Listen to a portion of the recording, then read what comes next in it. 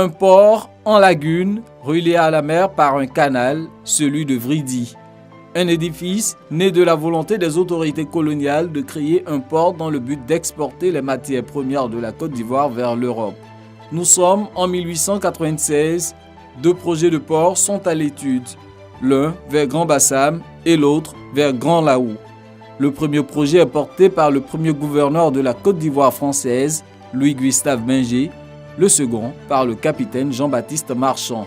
Des projets qui vont connaître des échecs dès la phase de percée du cordon littoral.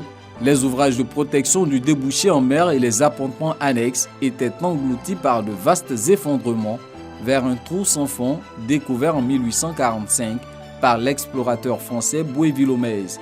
En 1932, le projet est repris par l'ingénieur des ponts et chaussées Roger Pelnard Considère. Il propose un ouvrage capable de surmonter l'obstacle du trou sans fond. C'est ce projet adopté en 1935 qui donnera finalement naissance à l'actuel canal de Vridi. Les travaux lancés en 1938 vont être retardés par la Seconde Guerre mondiale. En 1950, l'édifice sera achevé.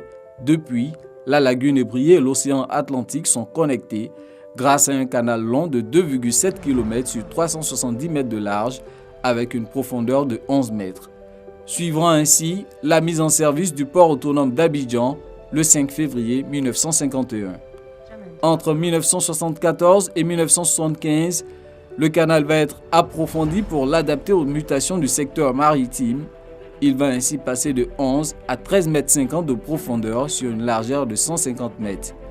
Depuis, plus de relooking, ce qui va faire perdre au canal de Vridi son statut d'atout majeur pour ainsi devenir le principal facteur limitant à la compétitivité du port d'Abidjan. 40 ans plus tard, sonne enfin l'heure de la Renaissance. Le 6 octobre 2015, les travaux d'élargissement et d'approfondissement de la passe d'entrée du canal de Vridi sont lancés. 3 ans plus tard, l'ingénierie chinoise opère la métamorphose. La passe d'entrée mesure désormais 350 mètres de large contre 200 mètres auparavant. Le port d'Abidjan peut de nouveau accueillir les grands navires de plus de 300 mètres de long ayant un tirant d'eau de 16 mètres.